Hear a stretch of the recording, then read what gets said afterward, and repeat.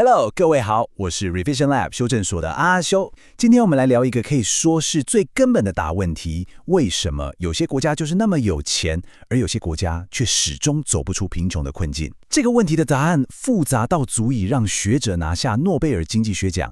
現在我們就來一步步解開這個影響着全球幾十億人命運的制度密碼。首先，我們從一個可能完全顛覆你認知的歷史事實開始講起。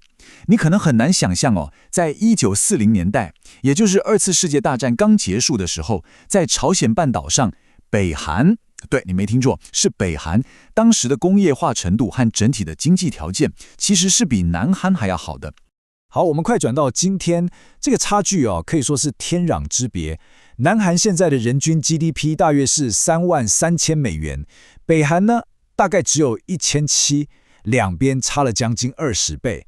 再來看平均壽命，南韓人平均可以活到83歲，比北韓人整整多活了10年。電力普及率的對比，我覺得更誇張。南韓是100%全國通電，而北韓卻只有大概1/4的人口能有穩定的電力可以用。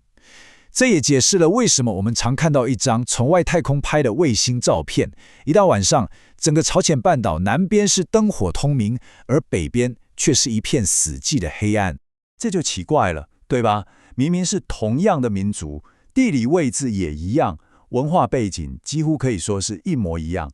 到底是什麼原因讓這兩個兄弟之邦在短短70幾年之間走向了兩個完全相反的世界？接下來我們進入下一個關鍵點。要解開這個謎題，我們得先搞清楚一個最根本的問題：一個國家它能夠長期持續成長，那去解的引擎到底是什麼？關於這點，其實經濟學家們早就有了非常清楚的共識，那就是創新。這裡說的創新很廣泛，它包含了所有能夠讓整個社會生產力變得更高的，不管是新點子、新技術，還是新的做事方法。最經典的例子，當然就是工業革命了。你想想看，蒸汽機、電力、工廠系統這些發明，從根本上改變了人類的生產方式，帶來了人類歷史上前所未有的財富大爆炸。好的，既然我們知道創新是引擎，那下一個問題就很直觀了。那驅動這具創新引擎的燃料又是什麼呢？答案其實很簡單，2個字：誘因。你想想看，為什麼會有人願意花上大把時間、金錢，甚至賭上身家，去發明、去投資、去承擔那些可能會血本無歸的風險？因為他們預期成功之後能得到相對應的回報。最好的例子就是愛迪生，當他在1880年拿到那張電燈專利的時候，那張紙代表的不只是榮譽，更是一種法律上的保障。他確保別人不能隨便抄襲他的心血結晶，讓他能從自己的發明中賺到錢。這就是一個超級強大的誘因。他等於是在跟所有懷抱夢想的發明家說：去動手吧，你的努力會被保護，而且會得到回報。所以你看，關鍵根本不是單一的天才或單一的發明，而是背後那整套創造出誘因的遊戲規則。這就帶我們來到今天整個分享的核心概念：一個國家的制度，特別是我們等一下會深入談的廣納型制度。什麼是制度？說穿了，它就是一個社會裡面由人為設計出來的遊戲規則說明書。它決定了在這個社會裡，你做什麼事會被獎勵，做什麼事會被懲罰。專利法是一種制度，但這個概念其實更廣，它包含了像是財產權的保護、司法的獨立性、大家做生意講不講信用等等，這些東西全部加起來，就構成了整個社會運作的基礎。而制度基本上可以分成2大類。第一種，我們稱之為廣納型制度，你可以把它想象成一個公平的賽道，它為社會上大多數人創造了一個公平的競爭環境，保護每個人的財產，鼓勵大家來參與，最終目標就是要把整個社會的創新潛力給釋放出來。而另外一種就叫做榨取型制度，它就像一場從一開始就被少數人操縱的遊戲，它的目的就是要把權力跟財富通通集中到自己手上。為了達到這個目的，他會刻意去阻斷大多數人的機會，最後必然會扼殺整個社會的創新。如果你正在聽，這一部分非常值得你筆記一下。有研究發現，像愛迪生這種偉大的發明家，他們的出身其實遍布社會的各個階層。像愛迪生的爸爸就只是一個屋頂承包商，這代表什麼？這代表着天賦、才華跟創造力其實是平均地分布在整個社會裡面的。所以最關鍵的問題就在於，你有沒有一套好的廣納型制度，讓這些來自不同背景的人才都有機會可以冒出頭，而不是被埋沒掉。數據也很清楚地證明了這一點。當我們把世界各國的法治程度，也就是說那些遊戲規則是不是能夠公平地適用在每個人身上，拿來跟國民所得做個比較，你會發現一個非常強烈、非常清晰的正向關係。整個關係看起來就像一道穩定向上攀升的階梯。法治程度越低的國家，國民所得的那個柱子就越矮；而法治程度越高的國家，所得的柱子也就越高。這就再清楚不過地說明了，一套公平的遊戲規則就是通往繁榮的基石。這就引發了另一個更深層的思考。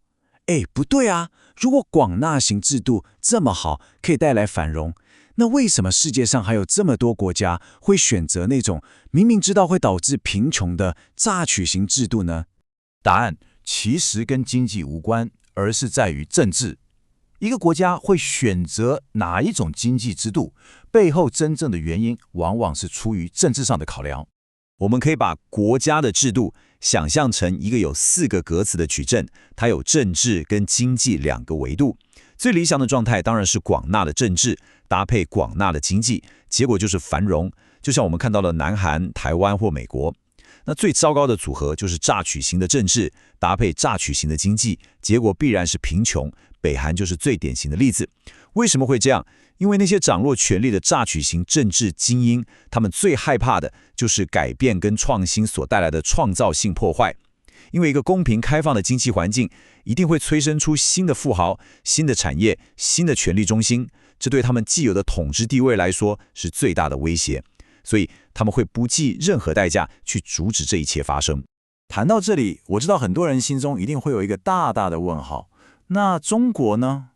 中國的政治制度很明顯是榨取型的，但是過去幾十年卻創造了全世界都看得到的經濟奇蹟。這難道是這個理論的例外嗎？我們必須要承認，從1970年代末改革開放以來，中國的經濟成就確實非常驚人，一路快速成長，成為世界第2大經濟體。在學術理論中，這種在威權體制下由國家強力主導資源分配所達成的快速成長，被稱為榨取型成長。但是，這個理論同時也預測，這種榨取型成長終究是短暫的，無法持續的。歷史上最好的例子就是前蘇聯。蘇聯曾經透過國家的力量，強制性的把資源從農業轉移到工業，創造了長達50年的快速成長，一度讓整個西方世界都感到巨大的威脅。但最終，因為所有的資源和決策權都集中在少數人手上，失去了市場的自由競爭和民間的創造力，也就等於失去了持續創新的誘因。這就像是當你只需要模仿、追趕別人的技術時，這種模式很有效率。但當你需要從0到1創造新事物的時候，它就行不通了。最終，整個體制就會因為僵化而走向崩潰。而近年來，我們也確實看到一些跡象，顯示中國模式似乎也正面臨着這種根本性的矛盾。比如說，對民營企業的打壓，像是指標性的企業家馬雲的被消失，以及許多政策都顯示出官方把政治控制放在了經濟活力之上。這些現象都顯示了榨取型的政治跟廣納型的經濟之間存在着一種難以調和的內在緊張關係。好的，那講了這麼多，我們來看看這整個理論對於我們的未來到底有什麼樣的啟示？我們把剛剛講的重點快速整理一下。一條國家通往持續繁榮的路徑其實很清晰。第一步，建立廣納型制度，為社會上大多數人創造一個公平競爭的環境。第二步，這樣的環境會產生廣泛的誘因，激勵人們去創新、去投資、去冒險。最後，當整個社會的人才潛力都被釋放出來的時候，帶來的就是可持續的繁榮。所以說，一個國家的富裕與否，真的不是運氣，而是它對於規則的選擇。最後，我想留下一個開放性的問題給大家一起來思考。在這個人工智慧跟先進監控技術越來越普及的時代，所謂的智慧威權主義有沒有可能最終打破這個歷史的規律？也就是說，有沒有可能在沒有廣納型政治的情況下，卻實現了可持續的繁榮？這或許是我們這個世代將要親眼見證的一個巨大實驗的答案。總結一下今天的重點：一個國家的成敗，根本原因不在地理，不在文化，而在於它選擇了什麼樣的制度。是創造公平機會的廣納型制度，還是服務少數精英的榨取型制度，決定了它長期的命運。而制度的選擇本質上是一個政治問題。今天的內容就到這邊。如果你覺得這一集有幫助，記得馬上點讚加訂閱加開啟小鈴鐺。我們正在衝訂閱，需要你的支持。我是阿修，我們下次見，拜拜。